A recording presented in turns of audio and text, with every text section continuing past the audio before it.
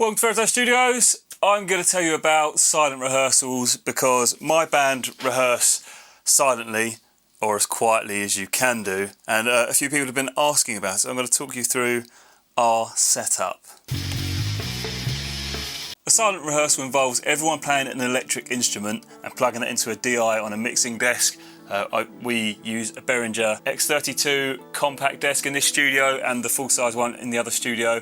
Great desk. Everyone needs to wear headphones, everyone needs a microphone so you can communicate with each other and, for the vocalists. And you need electronic drum kit, you need a bass DI, and you need a way of having the guitar straight into the desk. So I'm just going to talk you through the basic setup. Starting with the drums, our drummer uses a TD30, a Roland TD30 drum kit, and we actually run a lead from every single drum into the desk and a stereo output from the desk. I know you can record with MIDI, but we haven't actually bothered because it sounds great. It just means you can get a good mix and you can record everything as you're doing it. Bass-wise, literally plug it into a DI box. In here, we plug it straight into the desk. I don't even bother with a DI box, just a jack lead to XLR lead, plug it straight in, job done. Guitar-wise, I plug my guitar in the other studio, currently using an orange microdark, using the headphone output on that, which is like a digital output. Loads of amps have digital outputs, a simulated output, so Blackstar, HT, well, my HT20 does, I think all Blackstar amps do.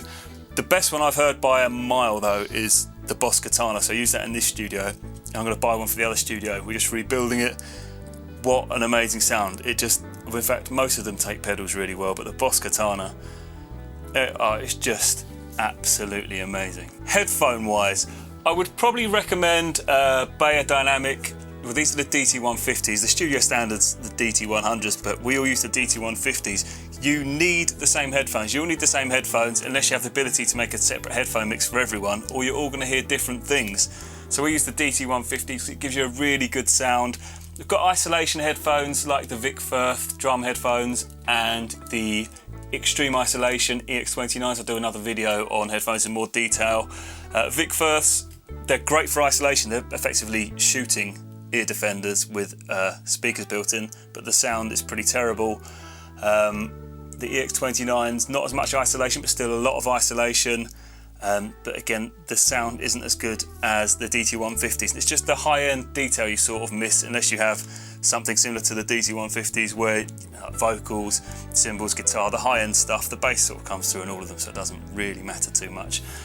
Oddly, I would suggest using dynamic microphones because we've tried it with condenser microphones and it picks up too much background noise, like someone smashing the hell out of a drum kit. You hear the creak and wobble of the kit, the bass drum and everything, all the pedals on that, and someone just whacking the hell out of something in the background. So unless you can isolate the drum kit and put it in a different room, I wouldn't recommend it. You also get a lot of string noise from the guitars coming through, surprisingly, even though it's electric guitars.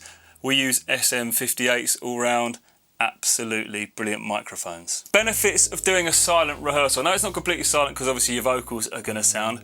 It's really easy to record because it's all going through a desk. You've got a mix that you can all hear and you can just hit record. And we sort of have a setup session in Reaper which has sort of all the EQ, compression and reverb on all the tracks already. So between every rehearsal, literally just hit record and record for 3 hours and you're good to go. It makes recording really easy. There's less hearing damage, not that you should really play without ear defenders, but I don't like wearing ear defenders. They reduce the volume obviously, but they kill a lot of the high end, and as a guitarist you lose a lot of the detail, and it's weird singing as well. You get a lot of sort of the vibrations through your skull from singing rather than hearing your voice in a room. So playing with headphones on, it's more like being in a studio. It's really nice. You can get the perfect mix. It's just what I prefer. You get good levels, so you can make it so the mix sounds perfect. So a lot of time at rehearsals or in rehearsal spaces, everyone just turns up the volume more and more and more and it gets out of hand.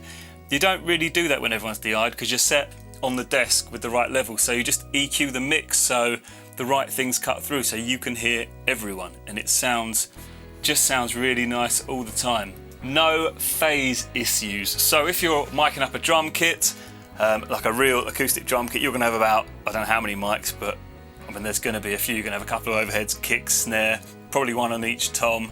I mean it could be easily 10 mics, more. I mean you can do it with, well, one, but you don't normally, but you get phasing issues. So you hit that snare and that sound's going to hit every one of those mics at a different time.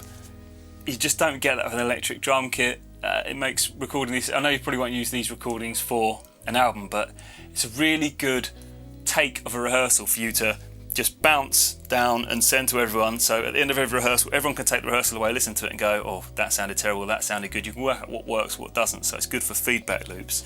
And there's no difficulties with the drummer hitting something and bleed, especially if you're using an SM58.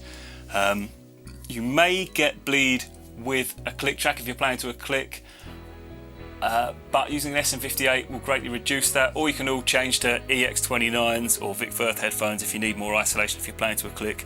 But for rehearsals, we don't play to a click, we just, well, freestyle it. And that is how we do our silent rehearsals. If you'd like to see that in action, check out The Pony Never Stops on YouTube. We've got a few videos on there. That studio has actually been dismantled and we're making a new one in a different location at this point in time, so don't know how long that's going to take to rebuild.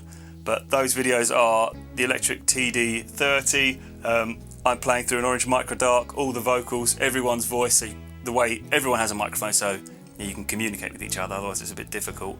Everyone's got an SM58. The bass is going through a Boss multi-effects board, and from there I think it goes into a DI. Genuinely can't remember, I haven't been in that studio for a few months. And in here we use a TD1, which is like Roland's smallest kit. And you might think, why are you using such a terrible kit here? It saves my drummer bringing a kit, and the kick drum pedals on the TD1 are really silent, so they don't have a beater, they're just like a wah type thing, so there's a lot less noise going through the floor because drum isolation is difficult even with an electronic kit. Boss katana in here, bass in here just goes straight into the desk, or into the patch bay which goes to the desk. Very simple setup, everyone can hear everything, sounds really nice and easy to record. Hopefully that helps someone. Please leave some comments. May do another video on this in more detail, especially if you want it. It might be on the Pony Never Stops on that YouTube channel. Probably do one on here with my mate Steve. But yeah, thanks for watching. Like and subscribe.